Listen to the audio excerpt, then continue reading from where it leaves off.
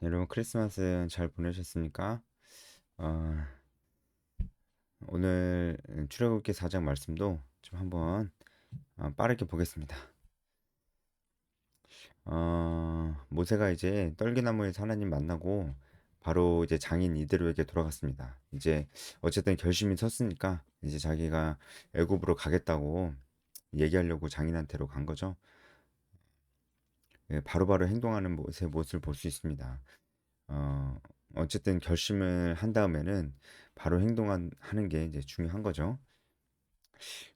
장인 이드로가 모세가 애굽으로 가는 것을 허락했습니다. 그리고 19절부터 하나님께서 이제 모세에게 말씀하시는데 애굽으로 가라.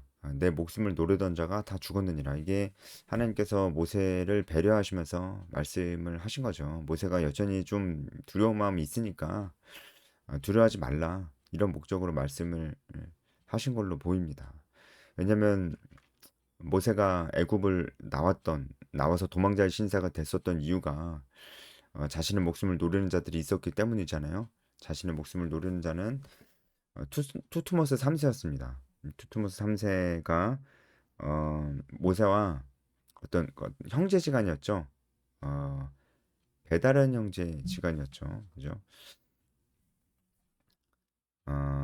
어쨌든 네. 그래서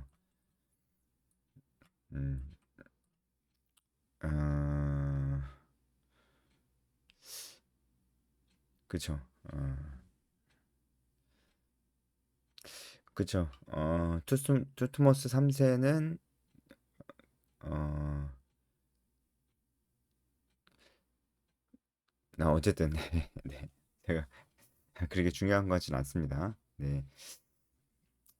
어, 경쟁 어떻게 보면 좀 이제 투투모스 3세기 모세는 좀 위협적인 존재일 수 있었는데 이제 모세가 애굽 사람 그 감독을 죽였을 때 이제 투투모스 3세가 그것으로 빌미를 잡아서 모세가 자기 히브리인을 위해서 반역을 일으킨다라는 것을 이제 뒤집어 씌워서 이제 모세를 좀 죽이려고 했었습니다. 그래서 모세가 도망자의 신세가 됐었기 때문에 여전히 투트모스 3세가 살아있다면 모세에게는 정말 부담스러운 일이 아닐 수가 없습니다.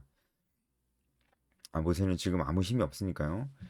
그런데 그 투트모스 3세가 죽었다. 그리고 왕조가 바뀌었다는 것을 말씀해 주시면서 모세를 조금 안심시키고 하나님께서 용기를 주시는 것을 볼 수가 있습니다.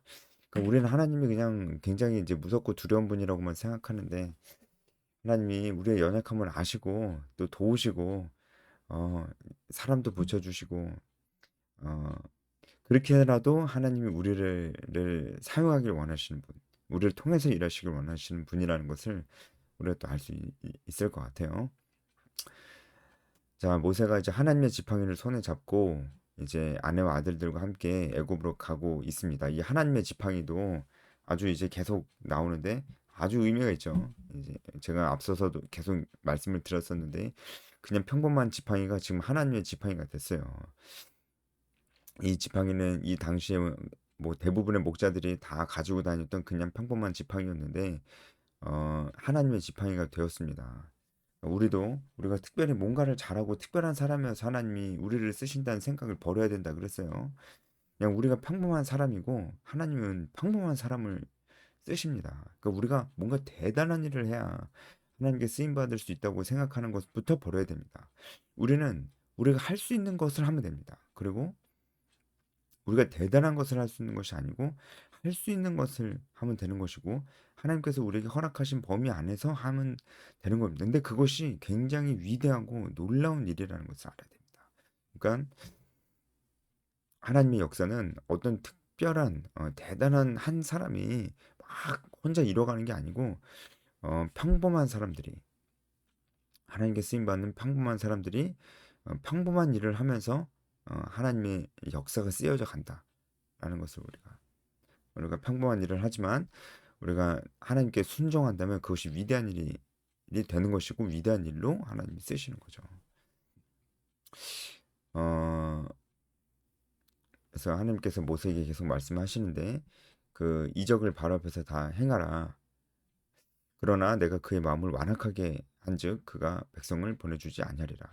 하나님께서 누군가의 마음을 어, 악하게 만들 수는 없습니다. 하나님은 분명한 건 하나님은 악의 조성자가 아니시기 때문에 누군가의 마음이 괜찮은 마음이었는데 악하게 만드실 수는 없어요.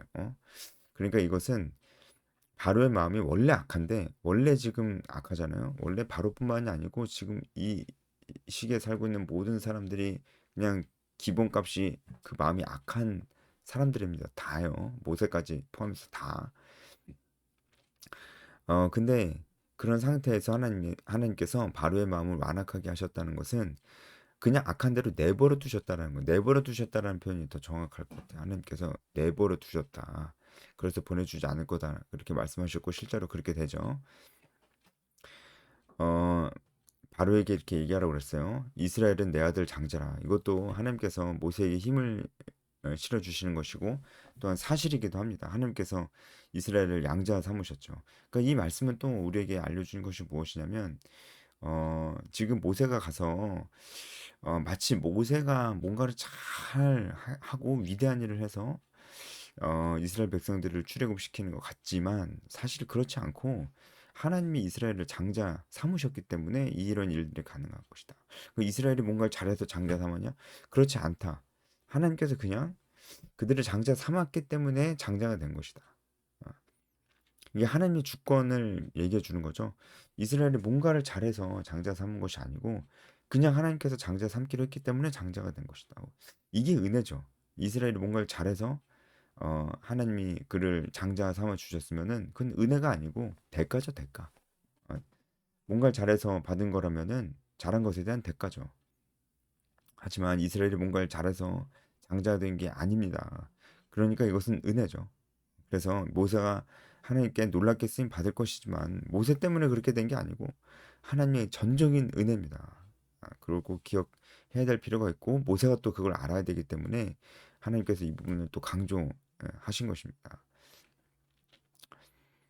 그리고 이제 24절부터 우리가 조금 이제 해석하기가 난해한 부분이 나오죠. 모세가 길을 잘 가고 있었고 아마도 하룻밤을 묵으려고 숙소에 딱 있었는데 여호와께서 그를 만났습니다. 여기서 만나다라는 것은 우연히 뭐 아니면 좋은 목적으로 만났다라는 그런 의미라기보다는 굉장히 돌격하다, 기습하다 뭐 이런 뜻이 있어요. 그래서 이미 죽이려고 찾아오셨다. 이런 뜻이 있습니다. 죽이려고 덤벼들다, 돌격하다 이런 뜻이 있기 때문에 그래요.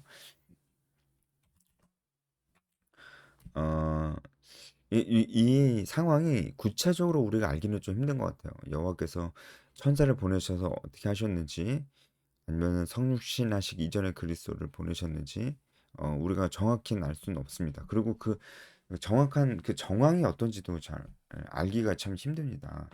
하지만 분명한 것은 하나님께서 모세를 죽이려고 하셨다라는 거예요. 우리가 이 부분이 이해가 안 되죠.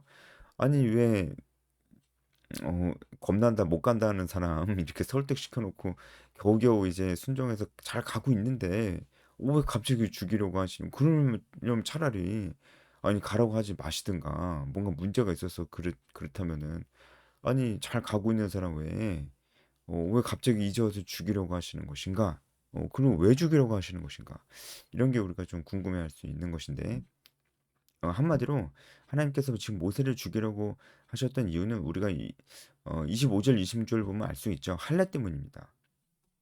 모세가 아들에게 할례를 행하지 않은 것이죠. 그것 때문에 죽이려고 하신 것입니다. 할례를 행하지 않은 것이 하나님 앞에 큰 죄악이기 때문에 그 죄의 대가로 죽이려고 하셨던 거예요. 그러니까 사실 지금 죽이려고 하셨지만 어, 이 전에도 이것은 늘 죄악이었습니다. 모세가 가지고 있었던 죄악된 모습이었어요. 늘 그랬습니다. 그런데 모세가 하나님 앞에 쓰임 받기 전에 하나님께서 그가 늘 가지고 있었던 그 안에 있는 그런 죄악된 것들을 들춰내시면서 그 죄악을 직면하게 하시는 거예요. 그 그렇죠. 그러니까 우리도 정말 하나님께서 우리를 쓰실 때 우리 안 좋은 점들, 우리가 반드시 직면해야 될 그런 죄악들을 우리로 하여금 직면하게 하실 것입니다. 그래서 회개하고 하나님 옆에 돌이키게 하고 그렇게 함으로써 우리가 정말 어떤 영적 지도자의 자리에 서게 하셔서 우리로 하여금 영향력을 발휘하게끔 하시려고 하는 거죠. 그렇잖아요. 하지만 생각해 보면은 이 과정이 우리에게 너무나 필요한 과정이라는 걸 알 수가 있어요. 하나님께서 우리를 뭔가 정말 되게 영향력 있는 자리에서 쓰시겠다라고 한다면은 어, 우리에게 있어서 정말 필요한 것은 우리가 가지고 있는 치명적인 어떤 죄악된 모습들과 직면하고 그것을 버리고 어, 더 이제 성숙해지는 것입니다. 성숙하지 않은 사람이 리더 자리에 올라갔을 때 공동체 전체가 굉장히 괴로워지기 때문이죠. 그래서 하나님께서 우리를 무엇인가 우리를 통해서 큰 영향력을 있는 자리에 우리를 세우려고 하신다면은 분명히 우리를 어떤 우리 자신의 연약한 부분들과 직면하는 자리에 두실 것이라는 것이에요. 그러니까 지금 모세도 이제 그런 상황이라고 하는 거죠. 이제 모세가 아마도 이 할례가 얼마나 중요한지 알았을 거예요. 알았을 거고 어머니 요셉에게 배웠던 것이 있었기 때문에 본인도 할례를 하고 첫째 아들인 게르손까지 할례를 했었을 것이라고 봅니다. 그런데 둘째 아들인 엘리에셀에게는 할례를 안 하고 그냥 두었던 것 같아요. 그 왜 그랬을까요?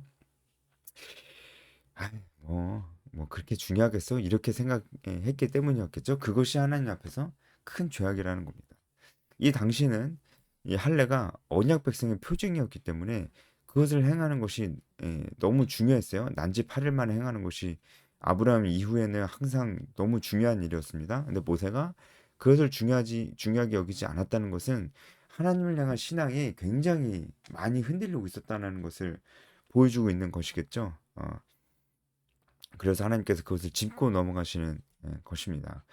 십보라가 모세보다 한 발 빠르게 엘르에셀에게 할례를 행했어요. 그러니까 십보라가 모세보다 한 발 빠르게 문제의 원인을 파악했고 해결했다고요. 그러니까 십보라도 신앙이 있는 사람이라고 볼 수가 있겠죠. 아무래도 모세에게 영향을 받았을 것이고 모세를 통해서 어, 여호와 신앙을 갖게 됐을 것입니다. 할례의 중요성도 어, 알고 있었을 것이고요. 그래서 단숨에 이제 시보라는 뭐가 문제인지 알았습니다. 그러니까 이걸 보면 참 결혼 잘해야 되겠다 이런 생각이 들죠. 이런 의미에서 시보라는 남편인 모세에게 굉장히 필요한 아내였습니다.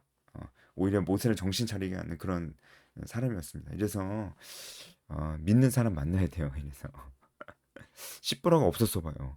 모세가 하여튼 큰일 날 수도 있는 상황이었죠.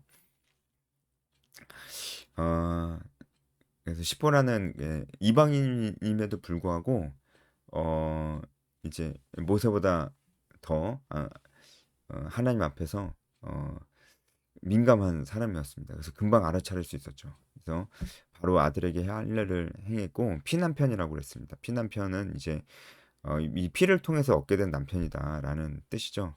할례를 행해서 피를 흘렸으니까 그것을 통해 얻게 된 남편이다라고 하는 그런 어, 뭔가 이제 그런 안도의 어떤 그런 의미이기도 하고, 네, 그런 어떤 복합적인 어떤 그런 의미였을 겁니다. 어, 음, 남편이 어쨌든 죽음으로부터 벗어났기 때문에 그 안도하면서 어, 얘기한 것이라고 보여집니다. 물론 이제 여기에 더 들어가면은 좀 더 우리가 깊이 묵상할 수 있는 부분들이 있을 것 같기는 해요. 어쨌든 피로 얻은 생명이다. 뭐 이런 의미도 있을 것이고요. 어, 이제 드디어 이제 모세가 자신의 어떤 치명적인 죄악과 직면을 하고 그것을 하나님 앞에서 회개하고 이제 더욱더 영향력 있는 자리에 서도 괜찮을 만한 준비된 지도자로서 하나님은 그를 만드신 거죠. 그래서 이제 어, 아론을 만납니다. 아론도 하나님 앞에 그 하나님 말씀을 따로 받고 광야로 가서 모세를 만나러 갔어요. 하나님께서 아론에게도 어디로 구체적으로 가라 이렇게 안 하고 그냥 광야로 가라 이랬는데 아론이 순종을 한 거죠. 갔더니 모세를 만난 거예요. 그러니까 이 두 사람은 정말 둘도 없는 동역자가 됩니다. 물론 이제 중간에 갈등도 있었고 어려움도 있긴 했었지만 둘도 없는 동역자였다는 것은 분명합니다. 이처럼 하나님께서 우리에게 이런 동역자를 만나게 하세요. 우리가 정말 하나님 뜻대로 살고자 했을 때 정말 복음을 전하고 제자를 낳는 삶을 우리가 살려고 했을 때 분명히 하나님께서 우리에게 동역자를 만나게 하신다는 거죠. 근데 그게 뭔가 우리의 순종이 필요해요. 그쵸? 아론도 지금 이 순종이 쉬운 순종은 아니었습니다. 모세도 마찬가지였고요. 한데 그렇게 순종했을 때 동역자를 만나게 하십니다. 저는 정말 이런 걸 기대하면서 우리가 하나님 앞에 순종하는 것이 참 중요하다는 생각이 듭니다. 그래서 결국은 동역자를 만났고 이스라엘 장로들을 모았고 그들 앞에서 이적을 행했고 어, 그들이 하나님께서 우리들의 부르짖음을 들으셨다라는 것을 알고 머리 숙여 경배하였습니다. 물론 이제 이스라엘 백성들의 이런 모습들이 오래가지는 않았지만 어, 어쨌든 하나님께서 아론과 모세를 사용하고 계시는 것으로 오늘 본문이 마쳤습니다. 예, 오늘 여기까지 하겠습니다.